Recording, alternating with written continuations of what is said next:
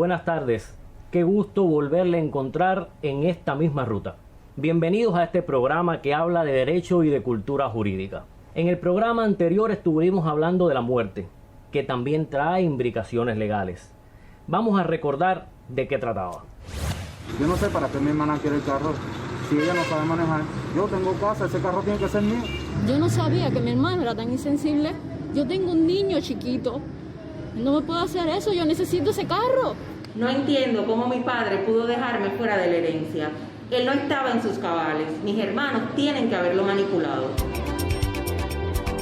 Como vimos, Michael, Mónica y Marisa tienen problemas legales relacionados con la muerte de su padre. Pero yo quiero hoy conversar sobre el problema de Marisa, la que cree que sus hermanos indujeron al padre a que testara a favor de ellos y la dejara fuera. Por tanto, ella alega que había una falta de capacidad de ese padre. Acompáñenos. Y quiero darle la bienvenida para mover esta balanza al licenciado Daney Samón Magaña, notario con competencia provincial y cuya sede es la unidad notarial número 3 de Santiago de Cuba. Bienvenido, Daney. Muchas gracias, Pipa, por la invitación a ti y al colectivo del programa. Ya pudimos ver de qué se trataba la situación de hoy. Como ves, Marisa está cuestionando la capacidad del padre, por eso, ¿quién mejor que un notario para que pueda estar conmigo en el programa? Pero como ves, ella alega una causal, la causal de que el padre no estaba en sus cabales. ¿Qué crees de ello? ¿Puede alegar Marisa esta causal? Sí, ciertamente a Marisa le corresponde todo el derecho de aludir esta causal de incapacidad, pero ciertamente el Código Civil cubano establece en su artículo 67 otros tipos de causales. Y es bueno que lo menciones porque casi siempre las personas solamente conocen esta causal, quizás la más conocida por ser la menos técnica, pero hay otras causales de nulidad. ¿Cuáles son? Aquellos actos jurídicos realizados en contra de los intereses de la sociedad o el Estado, aquellos en los que se ejerzan ejerciendo violencia física, en este caso sobre el testador, por ejemplo, aquellos en contra de una prohibición legal, aquellos en los que la persona no tenga capacidad jurídica, justamente como el caso que nos ocupa. Y por ejemplo, si yo alegara como una causal de nulidad que faltara la firma del notario, o por ejemplo en el testamento hológrafo, que es ese testamento, el testador puede hacerlo de su puño y letra, yo pudiera alegar que faltara la expresión de la fecha o de la firma del testador, también pudiera ser una causal de nulidad. Sí, justamente en este artículo 67 establece como uno de las causales de nulidad del documento en sí la falta de los requisitos formales. También lo recoge la ley 50, la ley de notarías estatales, en su artículo 16, cuando estos actos notariales sean autorizados sin que justamente exista la firma del notario, la de los testigos, cuando no se establezca el juicio de capacidad. Ahí también justamente se puede...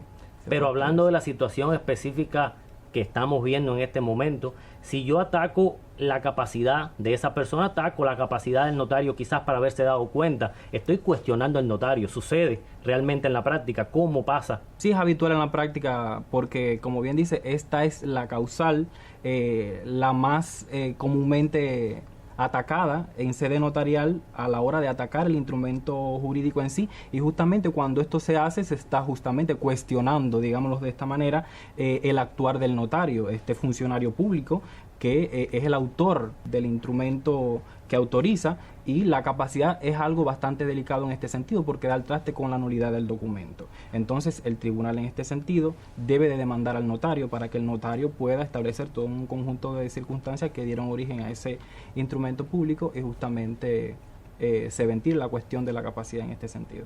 Ya vemos que es una situación bastante problemática porque el notario se imbrica en una relación jurídica en el tribunal.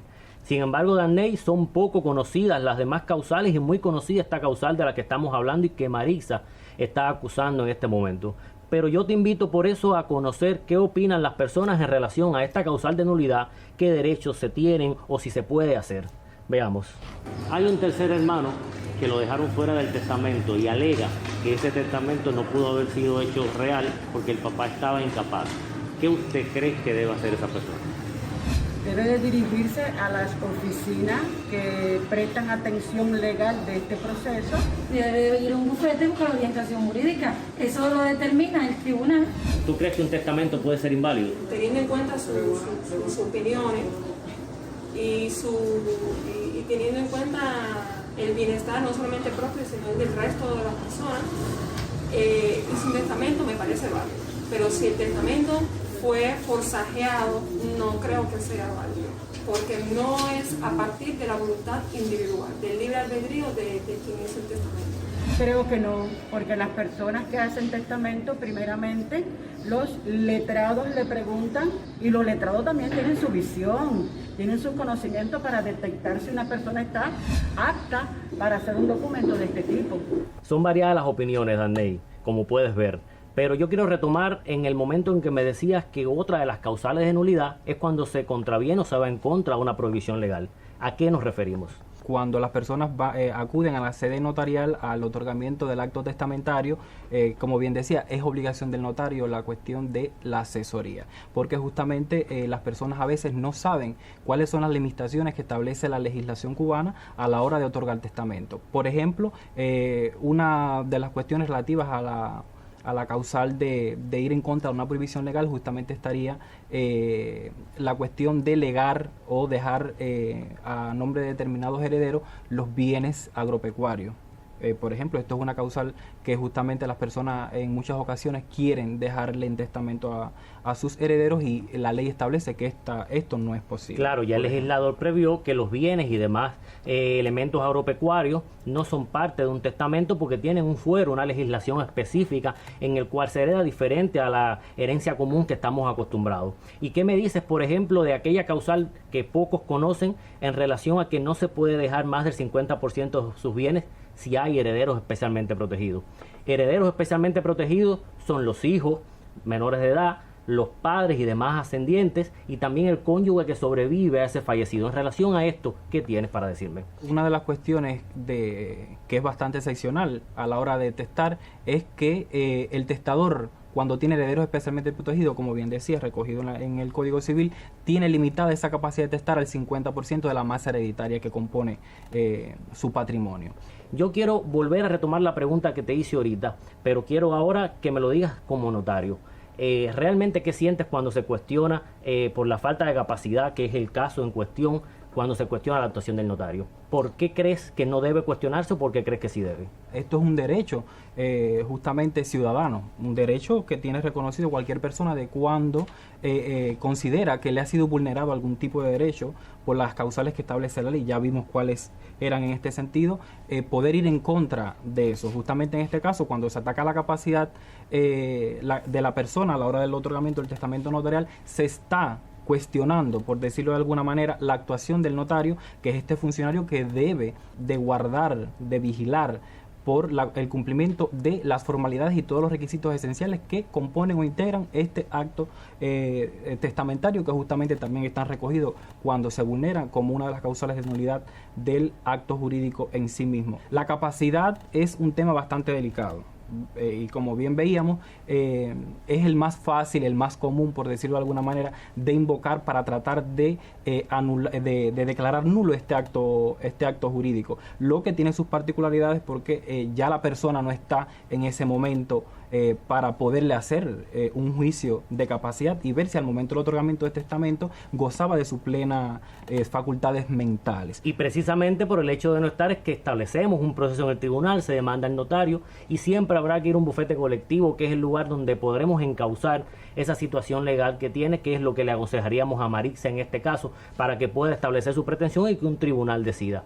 Daney, yo te invito ahora a que veas conmigo la próxima sección de ley.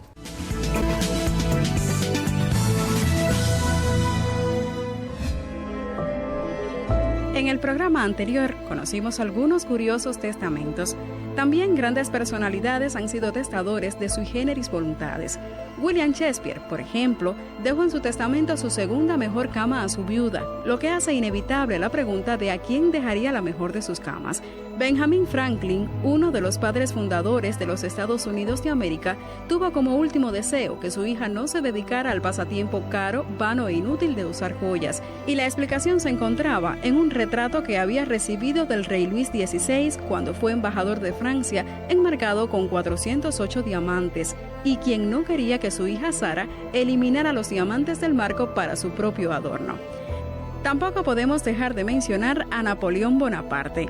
quien quiso que al morir le afeitaran la cabeza y repartieran su pelo entre sus amigos. Gracias a este peculiar deseo, análisis posteriores certificaron la presencia de grandes cantidades de arsénico, lo que unido a los síntomas previos a su deceso, apunta a su envenenamiento. Darney, qué bueno haber contado con tu presencia en esta ruta. Muchas gracias por estar. El placer ha sido sin lugar a dudas mío, Pipa. Pero te quiero invitar a otros programas para que puedas compartir en esta ruta legal. Aquí estaré sin lugar a dudas. Y a usted recuerde que si tiene una situación puede escribirnos al correo que aparece en pantalla, programacion.teleturquino@icrt.cu. Les agradezco a todas aquellas personas que ya se han comunicado con nosotros. Y recuerde que hay muchas rutas y pueden existir muchos caminos, pero si cada semana usted nos sintoniza, yo le acompaño a ir siempre por la ruta legal. Gracias por estar con nosotros.